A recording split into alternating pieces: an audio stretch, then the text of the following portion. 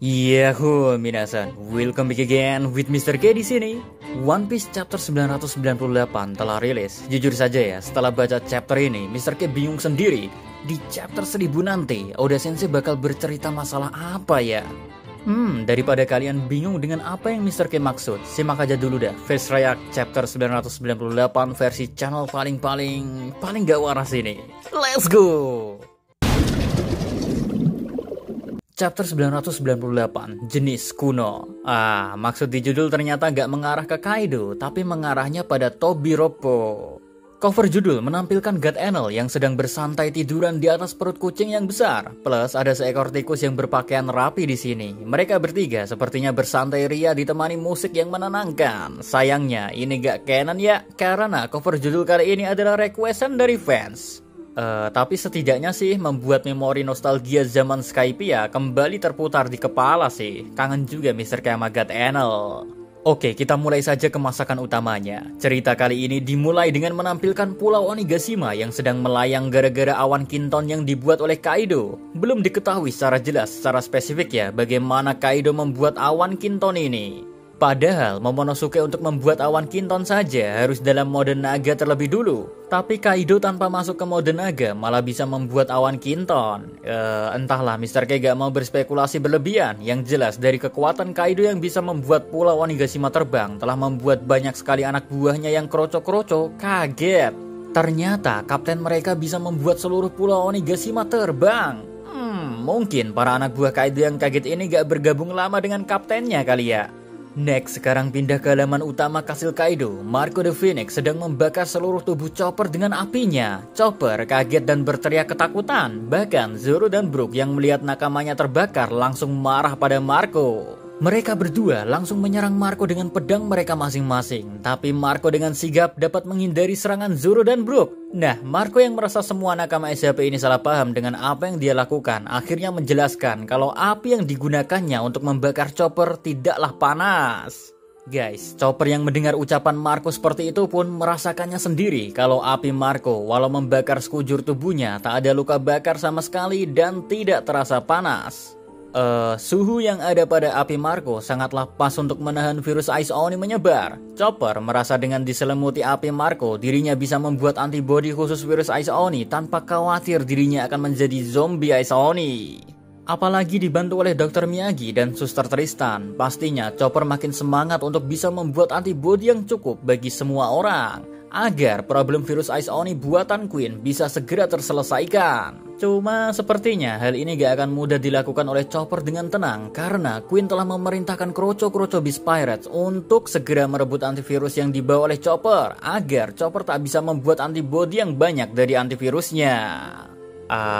Dengan adanya perintah Queen seperti ini, membuat nakama SHP lainnya jadi khawatir akan Chopper. Zoro, Brook, dan Nico Robin saja jadi ragu apakah bisa pergi ke atas tengkorak Onigashima dengan bantuan Marco jika Chopper saja masih diincar jadi target utama Queen. Untungnya sih dalam kebimbangan nakama SHP, para samurai dan yakuza yang belum terkena virus Ice Oni dan yang sudah kena virus Ice Oni tapi telah dibantu dengan api Marco, jadinya mereka kembali ke wujud manusianya lagi. Kini ya, mereka semua dipimpin oleh kakek Hyoguro berjanji setia pada nakama SHP kalau mereka akan melindungi dan menjaga Chopper. Bahkan tak hanya dari para samurai dan yakuza ya, dari mantan Tobiropo yaitu Disdrake yang ketika melihat Scratchman Appo bangun dari pingsannya dan ingin merebut antivirus dari Chopper, Disdrake langsung berubah menjadi Allosaurus. Dia langsung nyaplok Appo dengan gigi tajam mode Ensenzuannya, membuat Appo jadi gak bisa berkutik lagi. Disdrake pun dengan santuy juga berkata pada Zoro kalau Zoro bisa melihatnya sebagai aliansi, maka harusnya Zoro membiarkan masalah ini dihandle oleh Disdrake. Wah, Disdrake ingin membuktikan kalau dirinya memang sekarang berpihak pada kubu Luffy. Well, Zoro pun yang melihat apa yang dilakukan Disdrake menjadi terbuka hatinya dan kini menerima Disdrake sebagai bagian dari aliansi pembebasan Wano Kuni. So, karena kini di halaman utama kastil Kaido sudah ada yang akan menjaga Chopper, Zoro, Brook, dan Nico Robin dibantu oleh Marco the Phoenix bakal memulai rencana untuk OTW menuju ke puncak tengkorak Onigashima. Jadi gak sabar Mr. K mau lihat King bakal ngelawan Marco atau Zoro nantinya. Next, sekarang berpindah ke lantai 4 kastil Kaido. Ada Jinbe dan Luffy yang sedang dihadang banyak sekali musuh. Musuhnya bukan musuh biasa pula. Jadi Jinbe meminta Luffy untuk terus maju saja. Biarkan lantai 4 ini menjadi ajang untuk Jinbe unjuk gigi. Terus masalah hilangnya Sanji. Jinbe menduga kalau Sanji merasakan ada musuh yang sangat hebat di lantai 3. Jadinya Sanji memutuskan untuk menghadapi sekaligus menahan musuh hebat tersebut di lantai 3.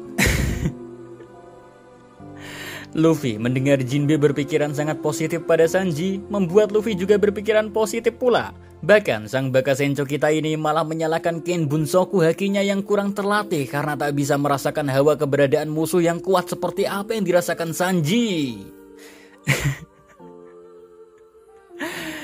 Jinbe emang beneran polos ya, Sanji saja sampai dipuji-puji seperti ini. Well anyway, sekarang yang penting Luffy udah bisa lolos dari lantai 4 dan sepertinya sedang progres menuju atap kastil ini. Sedangkan Jinbe sengaja tinggal sendirian di lantai 4 ini untuk menghandle musuh yang bukan kroco-kroco, yang ternyata musuh ini adalah kelompok Tobiropo Wuswu.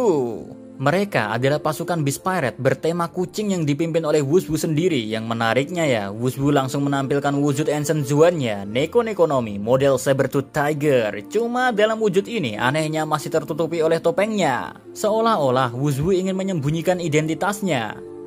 Jinbe saja penasaran akan hal ini saat keduanya saling membicarakan masalah julukan mantan si Chibukai yang disandang Jinbe. Ya, fix ini berarti Jinbe di lantai 4 bakalan melawan Wuswu demi membongkar siapa Wuswu sebenarnya. Tak hanya Jinbe sih yang menghadapi musuh Ensen Zuan, nakama SHP lain juga beruntung dapat jatah lawan Ensen Zuan juga. Contohnya Sanji yang di lantai 3 sedang lari terbirit-birit tapi hatinya cenut-cenut bahagia dikejar oleh Black Maria dalam mode Ensen Zuan Kumo Kumonomi, model laba-laba yang 11-12 tetanggaan dengan Tarantula. Plus Black Maria gak sendirian dalam mengejar Sanji karena dirinya ditemani para bawahan wanitanya yang sedang menyudutkan Sanji juga. Alasan Sanji lari mungkin gak kuat akan godaan surga dunia seperti yang dia ekspresikan di chapter ini. So, Mr. K gak yakin kalau Sanji akan melanggar kode etiknya sebagai pria sejati yang gak akan pernah sekalipun menyakiti wanita di Wano ini. Bahkan Mr. K merasa Black Maria gak akan melawan Sanji kok. Lalu siapa ya yang bakal ngehandle Tobiropo sekse ini? Entahlah. Next, kita fokus lagi ke nakama SHP lainnya, yaitu Franky yang masih berada di dalam General Franky berhadapan dengan Sasaki yang juga sudah dalam mode Ensen Zuan juga.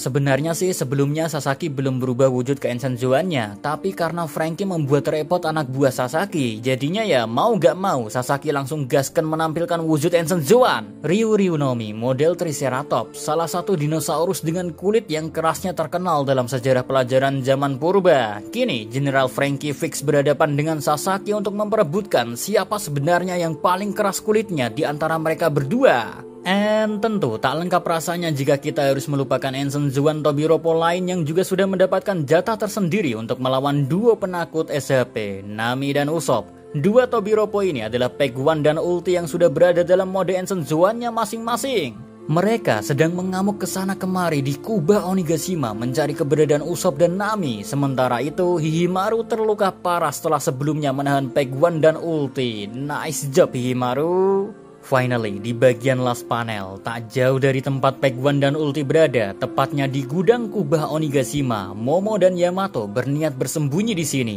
Cuma Momo melihat ada yang menarik di gudang ini, yaitu patung naga Kaido yang wajahnya rusak seperti meleleh gara-gara api. Jadi Momo di sini pun bertanya tentang masalah ini pada Yamato. Guys, Yamato menjawab kalau dulunya patung naga tersebut adalah patung yang ada di depan gerbang utama pintu masuk Onigashima. Cuma teman Yamato datang ke sini menghancurkan patung ini sehingga patung naga ini akhirnya dibuang di gudang.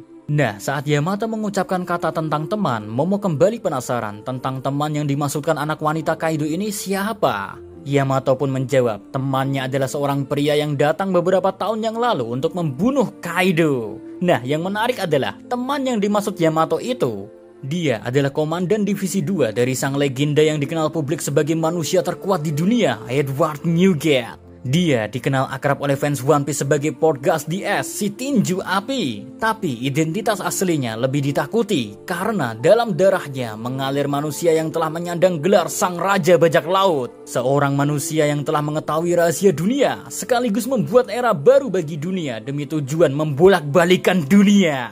Dialah Goldie Roger, the King of Pirates, sebuah titel yang sebenarnya ingin diteruskan mendiang Newgate kepada Ace. Karena Newgate sadar betul anak Roger lah yang pantas meneruskan mimpi Roger, mengingat nama asli Ace sebenarnya adalah Goldie Ace. この子の名はゴールディエース。 Jadi memang pantas bagi Ace mengemban mimpi sang raja. Cuma karena nasib Ace sudah berakhir di tangan Aswinu, hanya semangat membara Will of the Ace lah yang masih hidup diemban oleh generasi selanjutnya. Siapa lagi kalau bukan sang Baka Senjo. Guys, Ace memang telah mati, tapi kenangan dan mimpinya akan tetap hidup dalam memori. Bukankah kalian masih ingat ucapan Dr. Hiruluk tentang kematian? Kapan menurutmu seseorang akan mati? Apakah saat jantung mereka tertembak oleh sebuah pistol? Bukan. Apakah saat terkena penyakit mematikan yang tak bisa disembuhkan? Bukan. Apakah karena meminum sup yang terbuat dari jamur beracun? Bukan. Seseorang akan mati ketika mereka dilupakan. Jadi gak sabar nunggu chapter klimaksnya, yaitu chapter 1000 ya. So, see you again next time. Adios ya Caramelo, stay safe everyone. Salam Animania.